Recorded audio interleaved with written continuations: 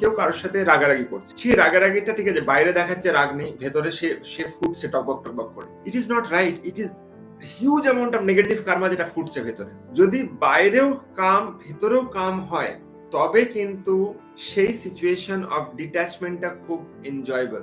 আমি এখানে আরেকটু বোঝাই। ধরুন কারোর সাথে কারোর সম্পর্ক ভালো নয়, হতেই পারে, দুটো আলাদা সোল, আলাদা ফ্রিকোয়েন্সি, আলাদা ভাইব্রেশন হতেই পারে, এবং তারা মনে করলো যে ঠিক আছে সম্পর্ক যেহেতু ভালো না তখন তারা আলাদা আলাদা হয়ে যাবে।